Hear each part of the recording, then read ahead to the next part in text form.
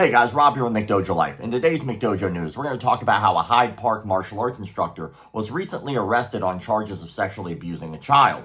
But more than that, it seems like it might run in the family. Let's check out the story.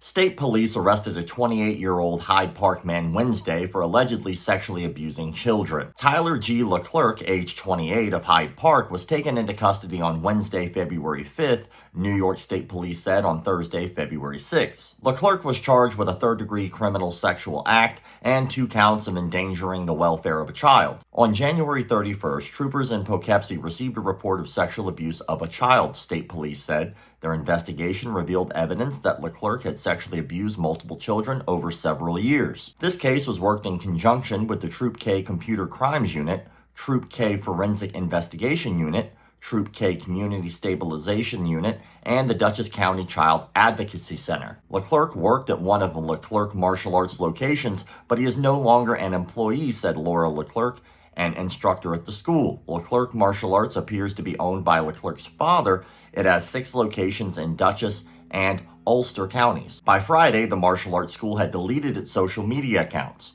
Tyler Leclerc was arraigned in the town of East Fishkill Court and remanded to the Dutchess County Jail in lieu of $200,000 cash bail, $400,000 bond, or $2 million partially secured bond. This case remains an active investigation, and anyone with information is asked to contact the New York State Police at 845-677-7300 and reference the case number 25000-85617. Now, it seems there's more to this story. You notice how they immediately deleted all of their social media, which I looked into it, and that seems to be pretty true. What I find even stranger than the fact that they deleted all their social media immediately is the fact that Tyler was removed, but Robert wasn't removed. You're probably wondering, well, why would they remove him? Well, you see, it might be like father, like son. Doing a little digging, I noticed that the father was also convicted of a rape charge in 1998. Even though the record was sealed, I did notice that you can see clearly that it was a conviction. He was convicted of rape. And I guess a part of however that case went down,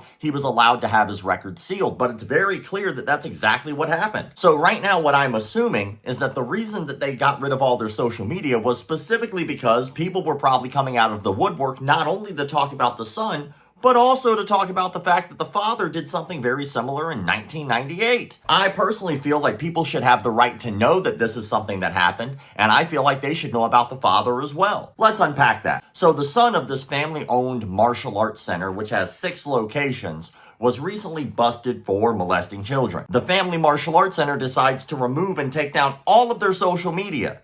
And because of that, it led me to dig a little farther and notice that, oh my God, the father as well is somebody who has done something similar. So my question now is, how is this not more public information that someone who was convicted of rape and also the son who now is got a charge, and we'll find out what happens with that case soon, how are they still in business? How do they have 6 locations? That is absolutely insane to me. And that brings us, of course, to the question of the day. The question of the day is brought to you by academysafe.org. Check out academysafe.org so that way you can learn how you can keep your martial arts studios safer. The question of the day is something we've tiptoed around, but let's go ahead and be blunt. Why do you think that martial arts studios are not legally required to get background checks? This is the 3rd story I've covered just this week of a martial arts instructor who has molested a child. But this week, this is the first case where the owner was convicted of rape and somehow is still running a martial arts studio, and somehow the public isn't made aware of this information. So I ask you, why is this not legally required? I look forward to reading your comments in the comment sections below. As always, thank you all for the likes, comments, shares, subscriptions, memberships. Check out academysafe.org. Keep the martial arts legit. My baby got robbed the other day by degenerates. So she wanted to learn some new form of this self-defense. So she did her research and perused it online and found this dude said he could move shit with his mind. He call himself Seafood Paul Zimmerman. He got a dojo with a strip on near Cinnabon. Now she spends all day trying to